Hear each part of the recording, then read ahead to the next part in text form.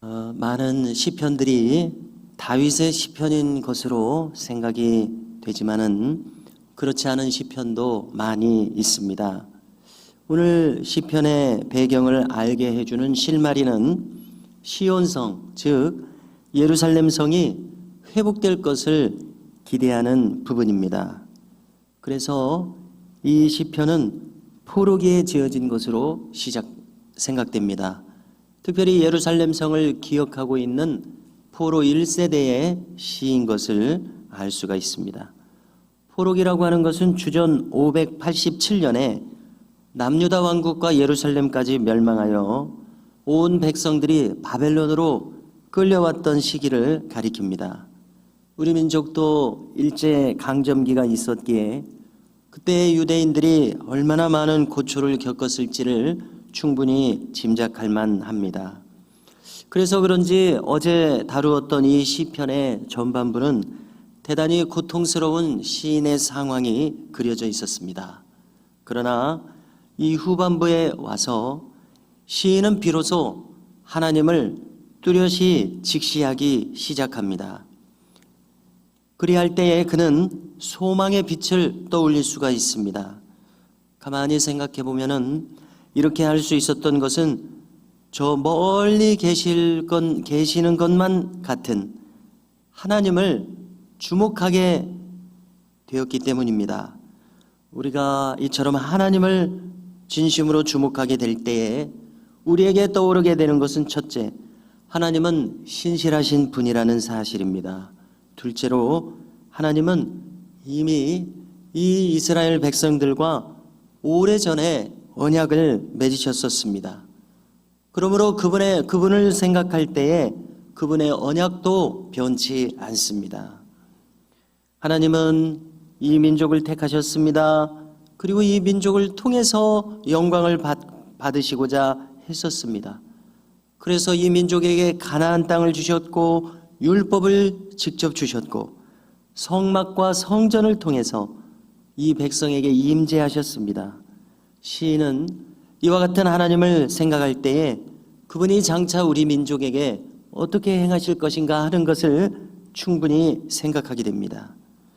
12절에서 시인은 그의 낙심한 마음에서 돌이켜서 하나님을 우러러 볼 때에 이렇게 말하게 됩니다.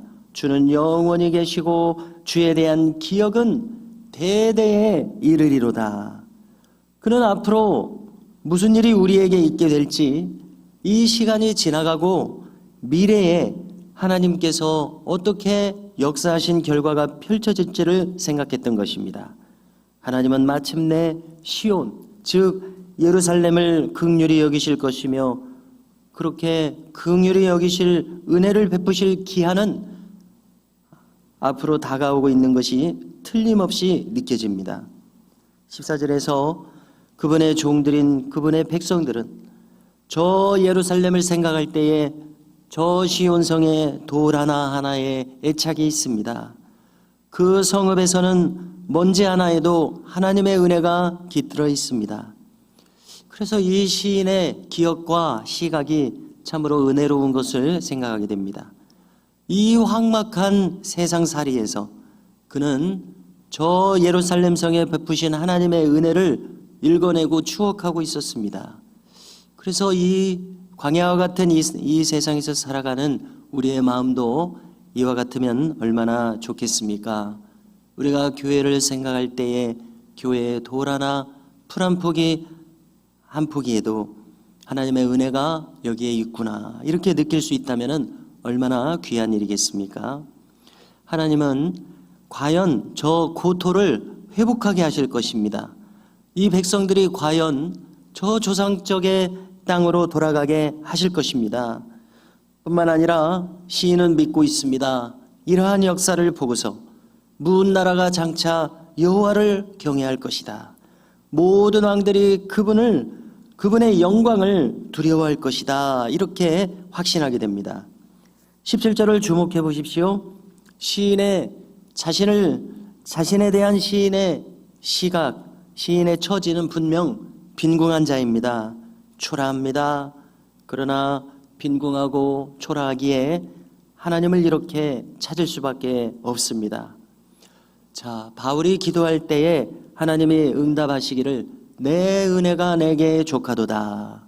이렇게 응답할 때에 그의 현실은 달라지지 않았을지라도 하나님이 그에게 어떠한 마음을 품고 계시는가 이렇게 응답하실 때에 그것으로 족합니다.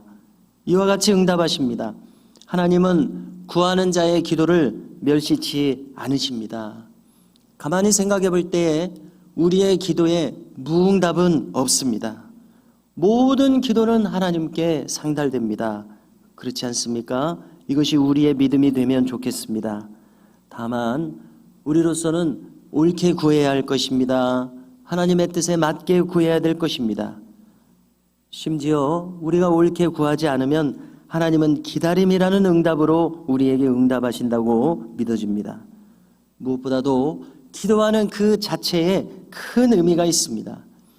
기도함으로 하나님의 뜻을 구하는 사람과 그렇지 않은 사람은 천지 차이가 있음을 우리는 너무나도 잘 알고 있습니다.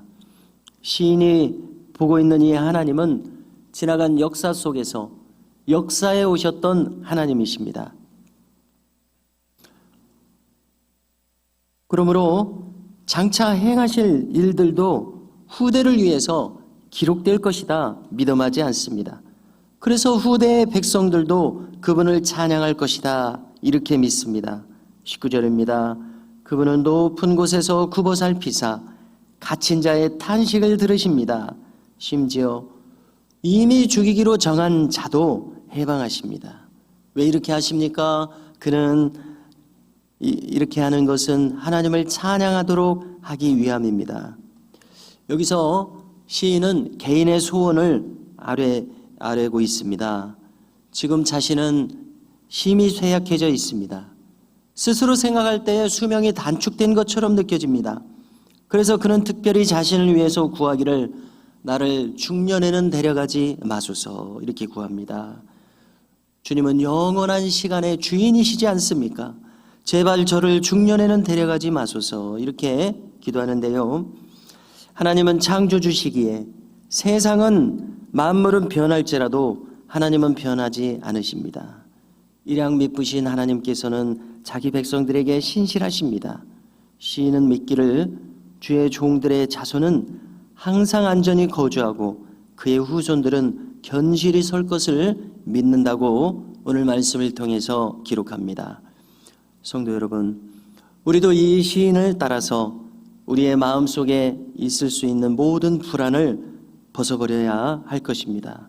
왜냐하면 우리는 그분의 백성들이요 그분의 종들이기 때문입니다.